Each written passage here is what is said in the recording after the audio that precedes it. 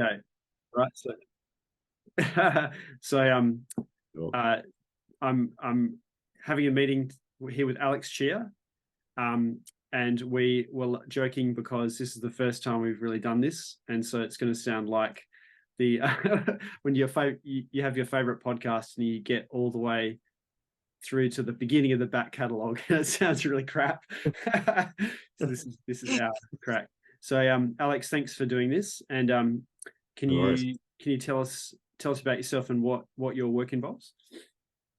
Yeah, I'm a physiotherapist. I've been working in sort of musculoskeletal, I guess clinic-based physio for the last 15, 16 years. And that time I've kind of like varied in roles, I suppose, like in the last sort of 10 years or so, kind of done a lot more in sort of like the music space, so like working with a lot of musicians, that kind of thing. And then even sort of, I guess, in the last sort of 6 years or so, worked more specifically in the upper limb, upper body sort of region. Yep. Um, yeah, so and I did my master's in sports physio, so it makes me on paper a sports physio. Okay. Although I sometimes say that reluctantly because this, I don't know, find it kind of sort of boxes you a little bit Right. into Right. what people expect from you. Yeah. Yeah. Yeah. And Mm. so with hand and upper limb, um, that is quite different to what a standard kind of musculoskeletal physio might be doing, because there's like open wounds and that sort of thing Mm. involved, or closed wounds. But Yeah, tell us a bit about that. there is more, definitely more wound care. Well, probably Mm. some wound care compared to no wound care in a Yeah. lot of other bases. Unless you're like working, on the sideline of a sports team, you Yeah. probably do a little bit of first aid. Yeah. But this wound care is often post surgical. Yeah. And so you're And seeing people and who've had like they've kind of had a laceration to the palm of their hand and had their tendons repaired and that sort of thing. Is that yeah, so we're what's the generally day in the seeing them life of a post. hand? Yeah, you Say go. again. Oh, what's the day in the life of a hand and upper limb physio? Yeah, so we see like I guess quite a wide variety from like, I guess a lot of fracture management and sometimes we're primary care providers where people would have just come in and maybe with or without some imaging, and we will a lot of the time send them off for imaging. Actually, Mm. probably a lot more imaging than you would um in Yeah, right. in low backs and stuff. And I think Yeah. there's a number of reasons for that. One is there's a much higher likelihood that they've broken or torn something that is going to be biomechanically more impactful Yeah. than in say the lumbar spine. Yeah. um and yeah, where those kind of things being missed will have a bigger impact um on yeah. I think that the hand specifically is very biomechanically unique in the Hmm. body. Yeah. And where like a tendon pulling off a bone or whatnot can stop function in a way that is very impactful in someone's life. So Yeah. we kind of have a lower threshold for sending people for imaging compared to um, spinal stuff, which we will talk about, I guess, Yeah. in a bit. Yeah. That this sort of theme is kind of pointing us to our what we plan to chat about, which is low back pain. And I guess, yeah, in low Mm, back pain, you correct me if I'm wrong, but you'd have the imaging, which would often throw up a red herring. You might, so you're saying that people who might get their back x-rayed or get a scan, it might show something which is not necessarily related to the pain they experience. yeah, Yeah. that's right. Yeah. Yeah, but Um, maybe should just zoom out a little to like frame the yes. discussion. Yeah. So we're going to Yeah. chat about low back pain, and the reason I wanted to ask you is because I think that so so what triggered this idea in my mind was I I wrote a blog post the other week, was about why I left the physio profession, and that had a lot of, kind of went quasi viral on LinkedIn. So that was an amusing thing to happen. Yeah, it was just Yeah. it I obviously hit a love nerve, and it. the main reason I left physio was because there were different things to do with me, but by far and away the main reason I got out was because the commercial model in Yeah. musculoskeletal private practice was mainly about getting people back to see you, Yeah. not necessarily whether they needed it, but it was Yes. it was about generating revenue from appointments. Yes. Yeah, and Yes. so Yeah. but I thought, based on the kind of based on that, I thought, what would it be good for my clients to know about using a physio, or like how to know a good one when you find one.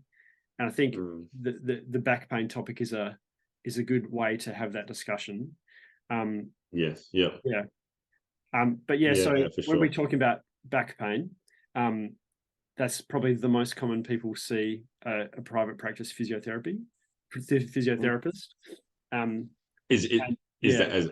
Yeah. yeah, Yeah. I'd say it would be. And Mm. then so mate, do you want to speak about this category of low back pain, and what is it that we're talking about? Well, yeah. Yeah. I mean, yeah, I think you're right. Like low back pain is one of the most common things that a that a clinic physio sees. Um, sort of every research article that you read, that's that just has a bit of like an abstract or introduction to the topic, talks about it as being like the the most the biggest burden on like health, in the health economics out there, and Yeah. that um even things sort of exceeds like cancer and diabetes combined in terms of societal cost. Okay. But yeah, I guess what is it? It's pain in the back. Yeah, yeah, yeah. um and what is pain? Like pain is a subjective, um unpleasant experience. Yeah. It's actually really hard to define what pain is, because there's always this constant, like, is it physical or is it psychological? Mm, And I guess it's both. mm, um but I guess ultimately, like, we experience it in our consciousness, which is, yeah, I guess, more it has, yeah, it's very there's always that psychological yeah, component to it. yeah. Yeah. The way you perceive it is heavily influenced by that. Yeah. And Yeah. so Yeah. would you for the sake of like narrowing down the category we're talking about, when the research talks about back pain like that, would they be excluding things like traumatic injuries to the spine causing a fracture? These are kind of like non-specific entities. Is that? Yeah. Yeah. As in, does the literature kind of exclude those Yeah. things? Or yeah, does it? Do you think it definitely does, or would you expect it does? Like, I think no. I think, well, it depends. Sometimes they're researching like persistent, or I think they, previously called chronic, now coined persistent low back pain. yeah, But I think, like when they're quoting like the prevalence of low back pain in someone's like mm, lifespan, I think they're including every type of like cause and incidents yeah, of low back pain. I think it's just more so that the the um those things which cause like more traumatic type things, or more life threatening causes of low back pain are much rarer right, in as a percentage of of of low back pain yeah, incidences. yeah, So yeah, yeah, I presume I think when they're doing stuff that's just like more looking at general statistics, they're probably including everything, but like Right. a lot of the in terms of like the in terms of management for um low back pain, they're often the research at least that where generally reading is probably targeted towards persistent back Yeah. pain Okay. that it's I guess like lasts more than 3 months long. Yeah. Yeah. Okay. So if you think about someone who's like someone like me, like a 44-year-old guy with a bunch of kids, and it's just uh I've just like been doing the gardening over the weekend, and I've gone to bend over and pick something up, and I felt some pain in my back, and it's not gone Mm, away, and it's kind of now I'm now it's sore and it's bothering me, so for something like that, what do you think? And if we just presume that there's nothing really wrong, there's no serious fracture, or there's no medical problem mm, like a cancer or something like that. yeah. How long could people expect that sort of thing to last? Yeah. So yeah, I mean most and this is sort of consistent with also what the literature talks about, but most back pain incidences like that, 1 to 2 weeks, is quite common. Mm.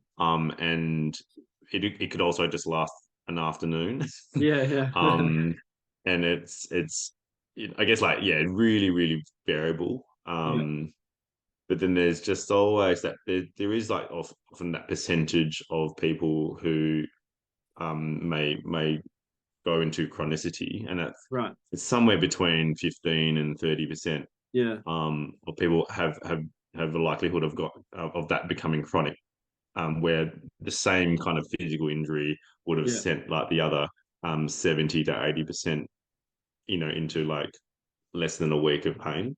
yeah. Okay, yeah, And the factors behind that are like um immeasurable. yeah, yeah, yeah, yeah. And something I remember Endless. from my days of physio is that, well, at the research at the time, we used to say that once you've had one episode, you're much more likely to have another one. Yeah, Yeah, yeah. And yeah. I think also, and dependent on what your experience was of that first episode, Right. Yeah. would Okay. really change. Would definitely have like some impact on like Mm. your subsequent experiences. Yeah.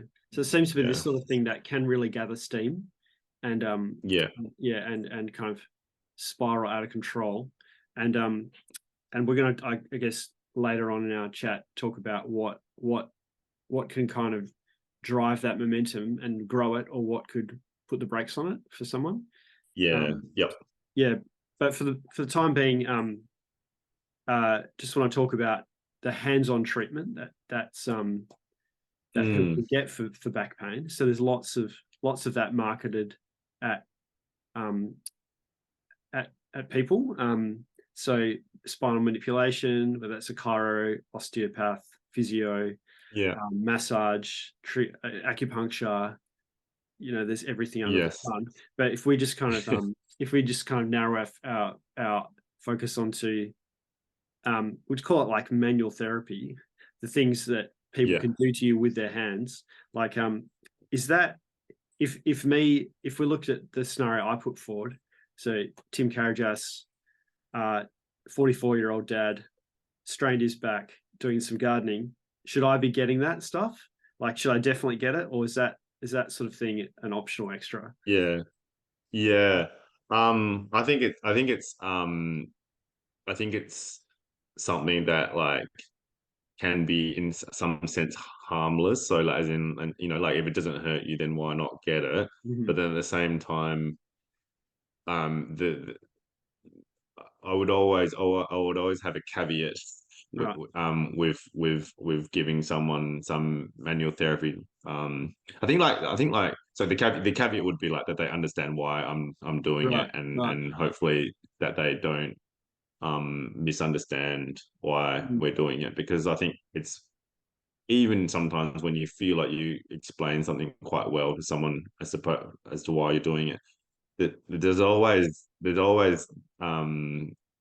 risk of them thinking that you're just like popping something back into place, Yeah. or even just something even more vague than that, even just like Mm. waving your magic wand over them, and that a sore back is a back that's got a granny knot in it, Yeah. that just needs to be sort of untied, and then Right. you can hear me with my facetious language, but Well, but it's but interesting to like, if I can just get you to pause there, because like what you did, mm, like when I posed the question, what you didn't say is, oh yeah, you definitely should, like, you should get treatment. You need early intervention. Um, yeah, like the sooner you get onto that, the better it's going to be. Which is probably like that would have been the kind of prevailing view maybe what 20 years ago, 30 years ago. That so yeah, and yep, yeah, and also then you've so that's and I think people out there in the community, um, there are many people who've kind of cottoned on to the fact that people like you, physios working in musculoskeletal care, are thinking mm, differently now, or some of you at least. But also, yeah, yep. the consumer is not really on that journey yet, by and large. No, And then no, and also another thing you alluded to was the power of the placebo effect when you're talking about, waving your magic wand. And I think yeah, something that people don't necessarily understand is like how profoundly powerful the placebo effect is. Like it's massive. yeah, Yeah. yeah, yeah. I don't mind a bit of placebo if it Mm. helps to solve someone's problem. Oh Like, yeah, like for sure. Yeah. that sounds like a ridiculous thing to say, but Yeah, I'm a it's fan. almost like, look, if someone's in pain, and I can just use some whatever placebo A, B, or C. Um, right. Hello. Yeah, if I could, to help them, but the problem is that that patient will walk away, from that feeling better, Yeah. um, without necessarily any improved self-efficacy, or or um or any long-term solution to understand why their back was painful in the first place, Yeah. or what to do down the track. So they're like, everything. I've always feel like every single treatment that you do for Mm. someone, whether it's education or manual therapy or anything else, leaves an imprint on that person's mind in Mm. educationally. Yeah. So Yeah. it leaves some information in their head, and you have to just ask the question, what information have I left in that patient's head? Yeah. Um, and I think that's very important, especially when you're coming back to like repeat episodes Yeah. of low back pain, or pain that's just been persistent for the last 18 months or whatnot. Yeah.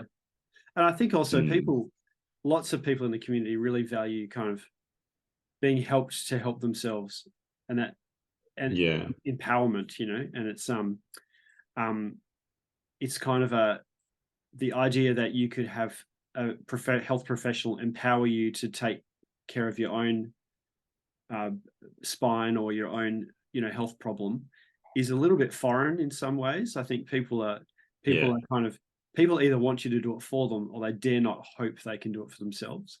And so mm, it can be a bit of a paradigm shift to receive the sort of care that says, hey, this is how you can take care of your own problem and take control of your own problem. Yeah. And like yeah, yeah. that's one of the reasons I got out of physio is like I really value empowerment, and I value cost effective care. At the time, Yeah, that was yeah. just the antithesis of how we used to practice. So it's great to hear that. Totally. Yeah. Yeah, yeah. It was, yeah, yeah. I feel like that way as well. Because even, yeah, where I sort of started as a physio, which was much, not too far away from your time, I don't think. Yeah. Um, yeah, like you were worried like, about how long your thumbs could like Mm. take Yeah. take this, and there was I actually literally got so much. splints made for Oh, my hands. Did I tell you that? yeah, So I hold them yeah, in place. yeah, yeah. And now, like, I definitely like maybe have stronger thumbs than the average Joe, but I literally like I rarely use my thumbs in a way that is like problematic. Yeah, yeah. um, so it's not the reason For you. why I stopped using my thumbs, Yeah. but yeah, my yeah, yeah. So it's yeah, I definitely like haven't have quietened down with the way I use my hands. Yeah. Um, Yeah. So just to go back to back pain. So think so uh so so I've just hurt my back in the garden. I don't necessarily need to have hands-on therapy. That's kind of what I'm hearing you say is that's optional for me. 100% I optional. think, yeah, I think it can be really, and it depends. Again, it depends on what you mean by hands-on therapy, because like sometimes, just sort of comforting touch Yeah. is I think like in the realm of hands-on therapy, Mm, and if it helps you to just gain a bit more confidence to move in a safe kind of way, or what your mm, brain deems to be safe, and then you can gain some sort of more active involvement and yeah. more confidence in your movement patterns, so that you sort of Mm, head towards recovery. Then I think like it's definitely got its place, but I think it's just yeah. more that it does need. I still think even that, in some sense, needs to come with a disclaimer, or like Right. a Yeah. yeah, with yeah. So I think it can be used for a tool to but like if someone says I'm putting this back in place, or I'm rubbing this out to fix your back, be a Mm, little bit suspicious, yeah. Okay. because it that doesn't happen. Yeah. Yeah. Okay. Yeah. Yeah. Yeah. And Yeah, then I think yeah. yeah. So, but and most people I think are concerned about they're not. Most people are willing to put up with short-term pain. Um, Mm, they're more. There there are proportion of people that definitely want to see someone that's going to relieve their pain, even if it's for a few hours. But for myself, I think if I was in this imaginary scenario, I would be thinking, look, I can put up with this, but I want to know that it's not going to be. I want to know that I haven't done anything serious. I want yeah. to know, I want to know what I've done, and Yes. then Yeah. um, I guess I would want um, I would want to know how I'm going to fix it. Um, Yeah. yeah, and so I guess there's two different things in this question. Is like one the one is how non-specific low back pain is inherently frustrating because Yeah. it's impossible to diagnose. Um, and the Mm, other thing is like maybe if you want to comment on that, then the other thing is that what factors can actually drive the development of a chronic problem. yeah. Um, Well, I suppose, yeah. First of all, yeah, you mentioned like I want to make sure I haven't done anything serious. So I think like that is very important for a because although we say that physios, maybe like 95% of the time see non-specific pain rock up at their clinic. There's definitely a handful of patients that you might see, whether it's once a year, once every 2 years, that do have what we term a red flag, Mm-hmm. um, and where possibly some imaging is necessary, or some medical attention, and so that needs to be, I guess, like done via history taking, Mm-hmm. and perhaps some objective testing as well, so looking for signs of weakness, for abnormal abnormal like sort of bilateral sensation, incontinence, that kind of thing. Mm-hmm. And in that instance there, then yeah, if we can kind of confidently rule out red flags, then I've briefly forgotten your question. Oh yeah. So um, yeah, what are the factors that drive a chronic problem? And then also just keen to hear yes, your thoughts yeah, on how it can be quite inherently unsatisfying to have a non-specific back pain issue and Yeah. have someone tell you the truth about it, which is that you can't Yeah. diagnose it. You can Yeah. rule out bad stuff, but you can't say, Yes. oh, it's definitely this. Yeah, I think that's Yeah. kind Yep. of, to wrap your head around that is quite difficult and frustrating for people.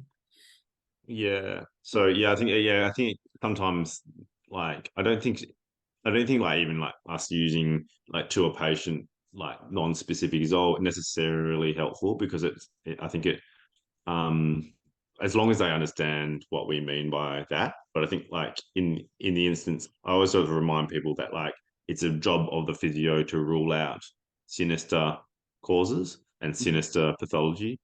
And um and yeah, but otherwise, like you literally can have a sore back that is like in the same way that you can have a sore finger where you Mm. don't have anything that's sort of catastrophic, but then for some reason a sore back is way more mysterious Mm.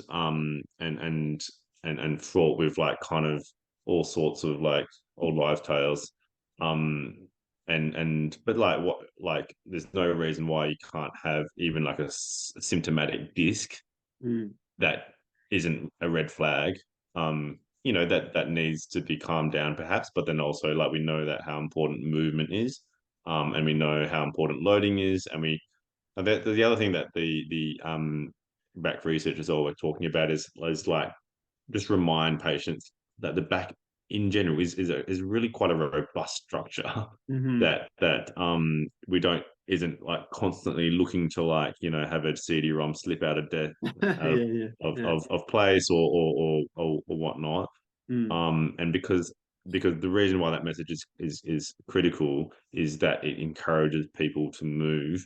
And there's obviously times where movement is like with or too much movement in one direction is maybe like dangerous, but those are very few and far between, Mm. and need another sort of like attention. But like if everyone feels like they're in that category Yeah, because of some health professional telling them some strange message, then yeah. that's a worry.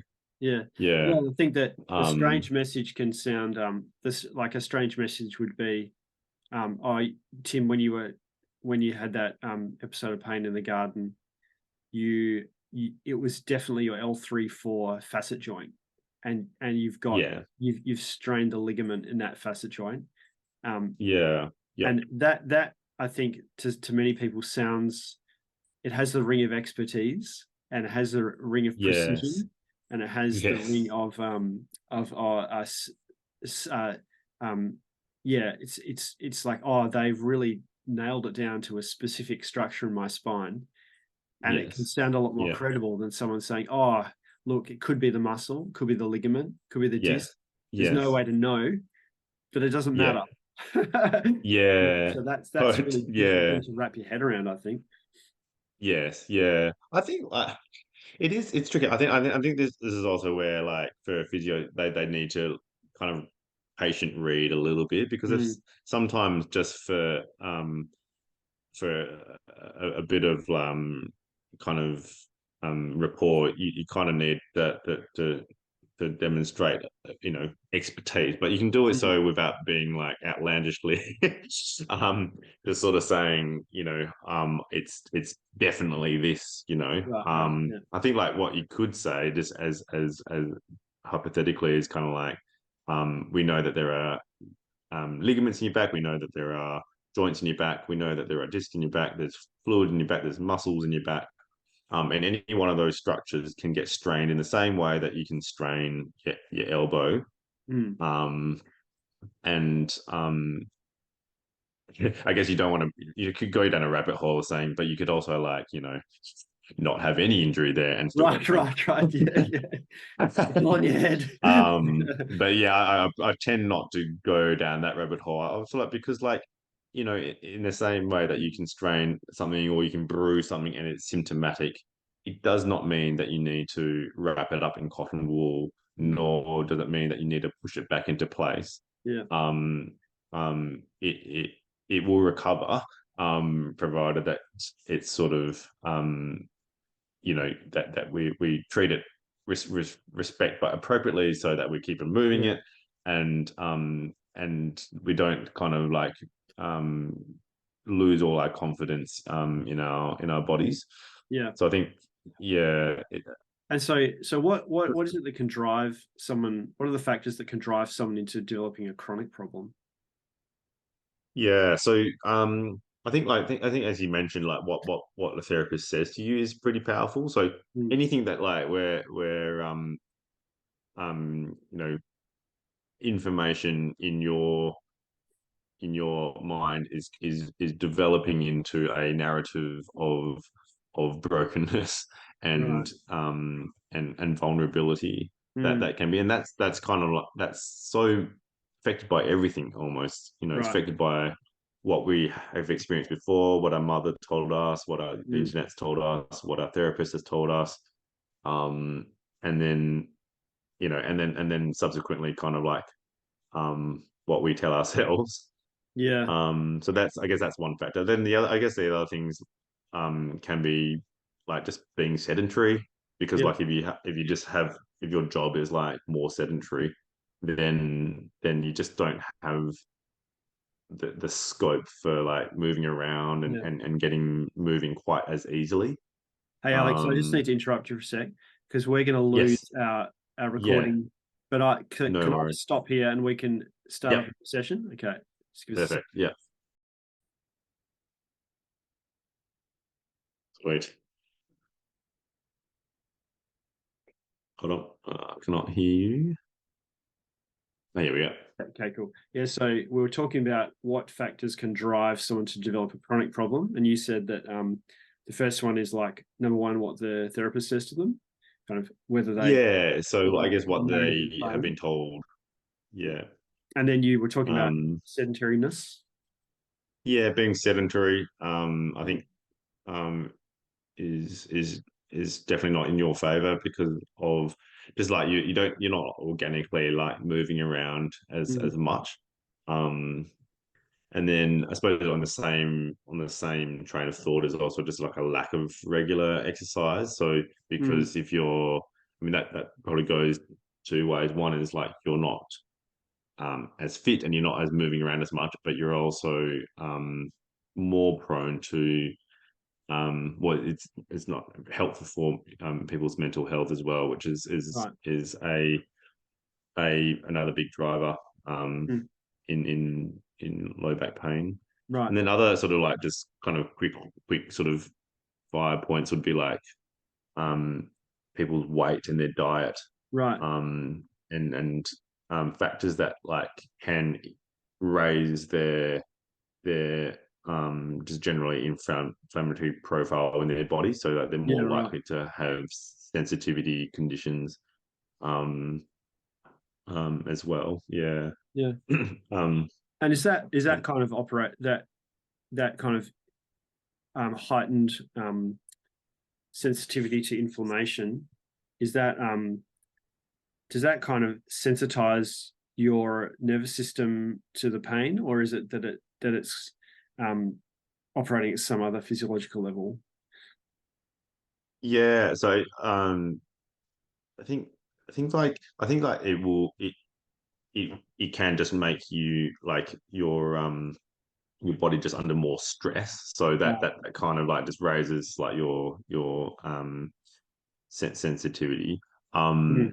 But um yeah, often these things like diet and weight and lack of exercise, they come alongside other sort of psychological predicaments, including stress and Hmm. anxiety, depression, and whatnot as well. So it's sometimes not probably necessarily clear whether it's chicken or the egg, Mm. but um, yeah, like I think, and probably a big one. This is going slightly tangent. Is like osteoarthritis. So this is getting a bit more physiological. Mm. Is seems to be more prevalent where in the overweight, and it's not just because of like more load, but also because of inflammatory and hormonal changes in the body as well, which Mm. which just raises your inflammatory profile. But Mm-hmm. I think that the bigger one coming back was like psychological states as well, and how like anxiety and depression, those seem to be more correlated with persistent low back pain than Yeah. things like scan findings. Yeah. Yeah. Yeah. And then I mean, we've touched on this now, but are there any other factors which you would put in the kind of lifestyle bucket which could contribute to someone having a episode of back pain or making an existing back problem worse, or kind of predisposing them to a long-term problem? I mean, you've talked about exercise, mental health, sedentariness, diet. I mean, the big ones. Yeah. It seems like there's not many. There's not many. You haven't mentioned any factors that are not lifestyle factors, I would say.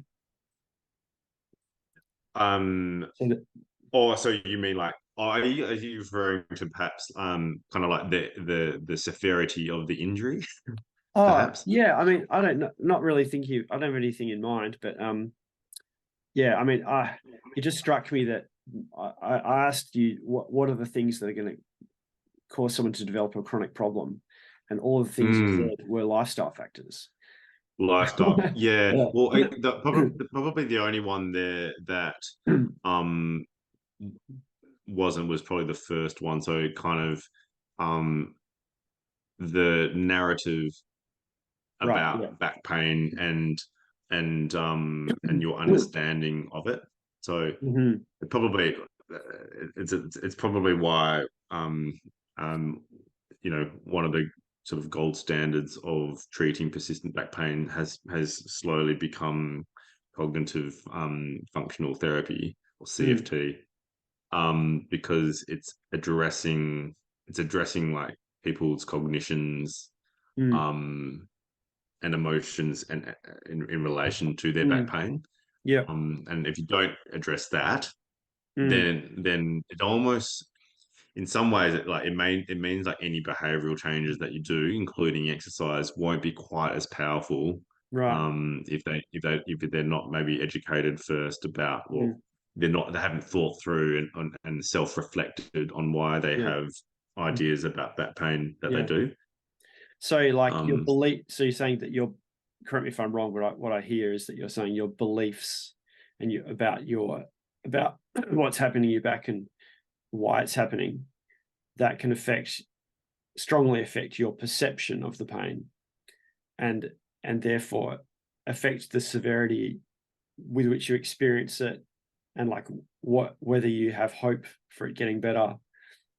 Is Yeah, that correct? yeah. I think the hope thing's really in it, and I think Right. it just really kind of, because I think sometimes people, if for example, if anyone is given a set of exercises to do for their back, um, them not having this or that understanding about why they're doing those exercises, it does make a massive difference. I mean, it probably makes a difference as to whether they do them or not, Mm. because if they're just sort of like, Joe Blow gave me these exercises because, that's what he's expected to do, Mm. and he's got a system on his computer that just, Yep. churns Spit it out out. these exercises, then they've probably got less faith that those exercises are going to do anything. Mm. But they also just don't quite.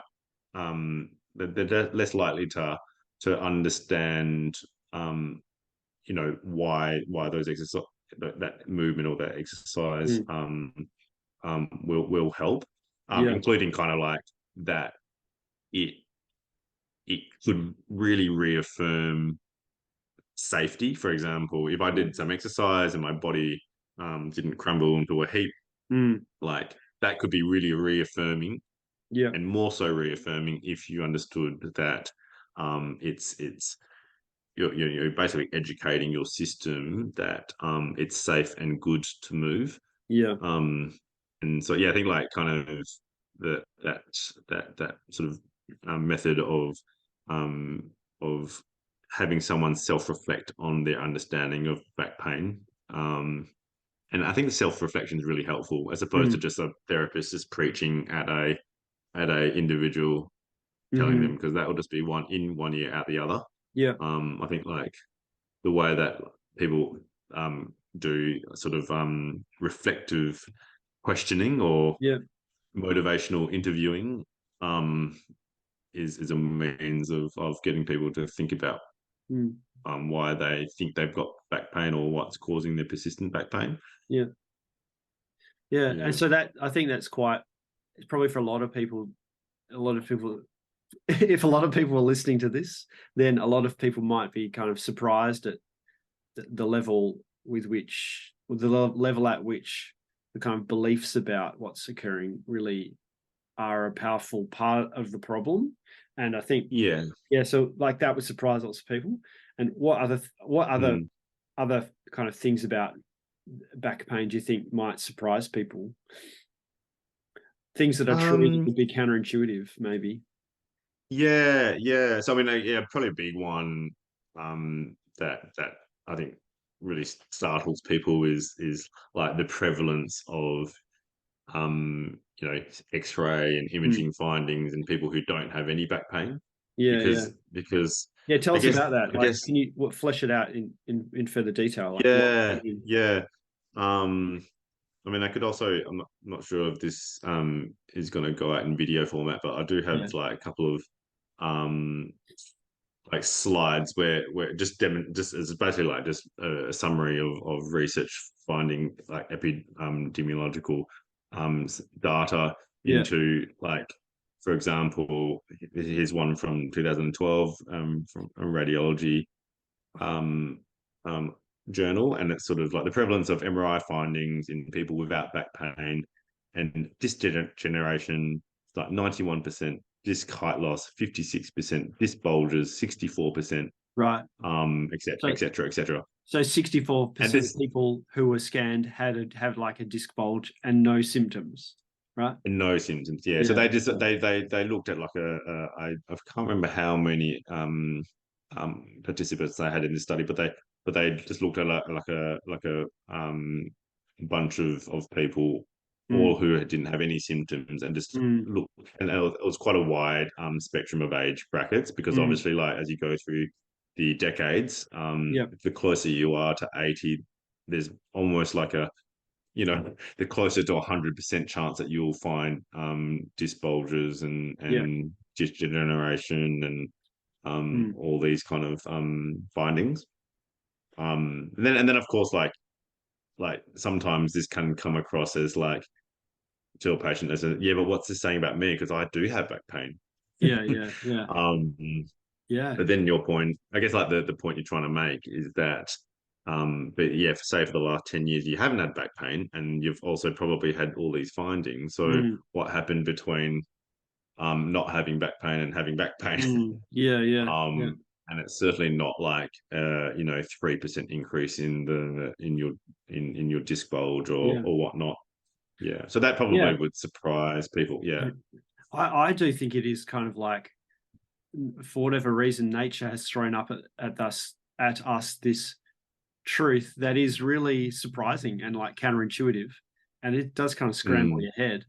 And I've read some I've like recently I looked at a study.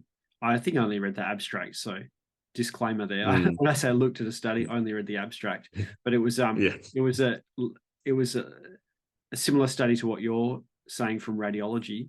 I can't remember the journal, but it was a look at a group of college level rowers. So they basically like X-rayed or MRI'd the spines of a bunch of elite level college rowers, I think in the United States, and they're quite a high prevalence of low back degeneration, which could sound really scary. Like some of those kids had a spondylolisthesis, which is when you actually it's like total separation of the sections of a vertebral body. No, not the body. But it's like there's a fracture along the middle of the vertebra. I won't be able to describe it without showing Yes. a picture, but that like looks scary on an X-ray and sounds scary, but was occurring in people without any symptoms. Yeah. Yes. Yeah. Yeah. And I think it's definitely, we're not, I guess, like, all this chatter is not trying to say that um injuries don't occur that Yeah. are biomechanically problematic, or Mm, that spinal cords aren't ever mm, put at risk. yeah. But it's more that, like, people um people will go searching for the solution to their localized back pain in a Mm, scan that was the same for the last 30 years. yeah. And it's sort of, you can see where you're trying to fight the wrong battle. Mm, And I think, like, that fighting that battle of trying to treat the scan can very much send people down a pathway of persistent pain. yeah. Yeah. You said an interesting um, thing there with with the spinal cord being at risk. And I remember I listened to one of Peter Sullivan's podcasts, and I think he was asked by one of his co-hosts, like, why do you think back pain's such a problem? And he was just kind of just throwing ideas out there, I think, just sort of theorizing, saying, well, it might be because the spinal cord is such a precious thing that your body mm, is kind of hyper vigilant about protecting it. So like yeah, the spine yeah, encases the spinal cord, and that's yes, maybe why we have this yeah, issue. yeah, yeah, totally. Yeah, Yeah, I think there's that, and then, of course, just the millennia of people peddling ideas about it. yeah, And yeah, who yeah, knows, like, whether for helpful ideas or not helpful ideas. yeah. um but I think, like, kind of both in, and I'm sure, like, you've had this both, even as a physio, but also in training people, that, Yeah. like, it's so much more helpful to talk about building robust bodies rather than protected bodies, because Mm. you can you can protect something all you want, and you can make a body that's super super protected, but it can't do anything. So Yeah, you now have a body that can't do anything and is scared. Um and there's nothing to say that that body also simultaneously isn't in pain.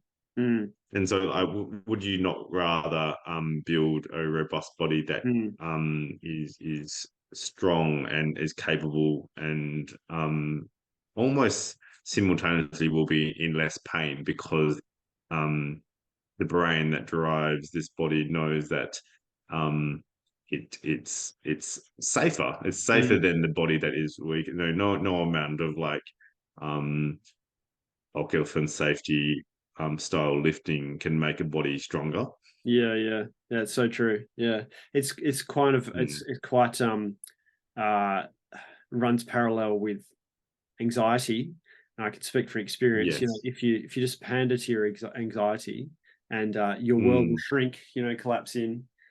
Or if Yes. you kind Yeah. of like you sort of, if safety is the thing you strive for with your spine, you it becomes a prison. Yeah. Yeah, Yeah. then your world, it's going to chase you down. Yeah. If you avoid going on a long walk and just go on short walks, then your Mm. body's just it's going to come for you, and the duration of your walk is going to be shorter and shorter and shorter. So yeah, it's kind of like Yeah. the That's right. exposure therapy of anxiety. You need to face your fears. Um, Yeah. sort of Yeah. That's with right. back pain, that you need to kind of push into the discomfort when it's right, when the time's right, I guess. Yeah. Yes. Yeah. Yes. And so yeah, it's been really good to have a chat about this stuff, Alex. So thanks for Yeah. doing that. Yeah. No, And it's been great to chat. Yeah. yeah, just one other thing I want to ask you, which is, what do you think makes for a good physio, and what would you Yeah. recommend a typical consumer who wants good advice and cost-effective care should look for? Yeah. Well,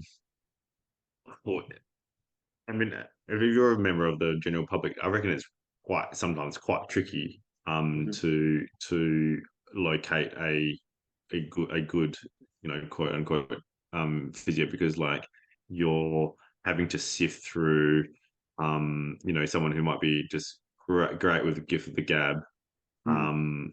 or super confident, or or also like finding someone who just suits your personality type, because I Mhm. think that does matter when it comes to learning from them. Mm. But I think like, yeah, I've actually always said, like, if you want to find a good GP, chat to a GP and ask who he would go to.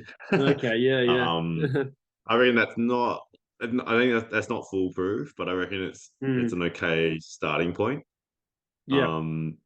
Because he at least would have, if he's not, and sort of recommending himself, then at least there's a level of like, um, you can kind of, I feel like you can trust that a little bit more. Mm. But I think like, yeah, someone who listens well, Mm. who actually spends um a good portion of time asking questions about um your understanding of a problem, um, um, your history leading up to that problem, factors that how where it's impacting your life, etc. I think like if they're taking time to ask those questions, Mm. then there's a good chance that they're looking at you as a whole being, including your Yeah. psychology and stuff, rather than just a card that they're going to put their hands on and try Mm. to fix, and not take into account the fact that we're living beings. Yeah. Yeah. Yeah. um, so that's hard. I mean, how do you decipher that in like one session, Yeah. or do you have to spend five expensive sessions with him before you Yeah. can figure Yeah. that out? That's Yeah. I mean, trick. I That's think tricky. yeah, mate. I feel like when I've seen people that I think you're describing, I've kind of felt like they're really present there with you. They're not Mm, kind of, and they're listening, and they're kind of uh, yeah. Sometimes I think if you're being put through a template, you're being someone's going through a checklist, and they're not really yes. hearing your individual story. I feel like Mm, that's probably not what you want to experience. Yeah. yeah. Yes. I suppose it's, if you don't want to rule out like some really excellent new grad, Mm. because like Mm. they might be the best. They might be like really switched on, and also like the best listener, and all those things we just Mm. described. But I think if you are going to go for someone who's maybe a little bit more mature, Yeah. Yeah. um, um, finding someone who through that time, maybe on paper as well, has demonstrated that they value education, Mm. um, is I don't think they have to have a PhD, Yeah. but yeah, that can also be a bit tricky to decipher. I think Mm. sometimes you can see that vibe off someone's website, Yeah. whether Right. they're just kind of like sell, sell, sell, sort Yeah. of all about Over good promising, vibes. maybe. Yeah. Yeah, versus someone who um seems to value um yeah, like some level of research. I think that's quite useful from on Yeah. the other flip side of being a good listener. Mm. Yeah. Well, I mean, Um, from my experience, from having sent you clients, I think you kind of encapsulate all those things, and I know that the people I've well, sent you, invested interest in do providing continue. this service to me. No, but I'm this is unsolicited praise of you, and I think yeah, I know that clients I've sent you have reported that from what they've told me about the interaction, it's been obvious that you've kind of been about empowering them to be as self-sufficient with their own problem as they want to be, and Mm, kind of giving them the tools to kind of understand how they're going with it themselves. I mean, yeah. particularly, I think of one person in particular who's a runner who had a knee pain problem that I sent you, and you told her that, oh, you need to think of your knee pain as the pain is like information. You just if it's hurting, you maybe just have like you're asking a little asking of it a little more than it can handle it for the moment. Just back off a bit, and just that concept of viewing the pain as information, I think helped her to kind of train consistently, which was really important for her in progressing as a runner. But yeah, also important for her to be able to take charge of her own problem. And another thing you did for that person was to kind of drill in how important the strength side of things was. All of which is I say that I think that sort of that encapsulates empowerment and cost-effective, high-value treatment, in my opinion. Yeah. Yeah. Totally. Yeah. Yeah. Because I mean, I guess like you're always trying to put yourself in their shoes, and you're just trying to actually what's actually going to help them. Yeah. And then and for some people that requires catching up and cracking the whip a little bit, but uh Yeah. but yeah, I think there's definitely I got a referral from someone from an occ health safety actually recently, where the previous therapist had 24 sessions in 8 weeks. Wow. So And 3 times a week. yeah. and and not to say that that's the reason why they weren't better, or whatever, but I'd be hard pressed to find a reason to see someone 3 times a week, and I'd argue that it's much more likely to give them some psychological dependency and like what we in physio land call a yellow flag, Yeah. Which I think is borders on I think not borders on, I think it's very irresponsible. And yes, I know, but it's unfortunately quite common practice for people to and I don't know if they actually think that they're doing the right thing. They actually might believe that that's the right thing to do, because you do things enough times and it becomes so normal. Yeah. I mean, I'm kind of less inclined to believe that I think that the commercial interests kind of cloud people's judgment, and people subvert what they know is right. That's my opinion. Yeah. Anyway, on that cheery note, I think we'll call it a night. Yeah. Thanks again for the chat. Yeah, thanks, Tim. Yeah. Okay. Yeah, great to chat. Okay. We'll speak soon. Okay. Thank you, Alex. Okay.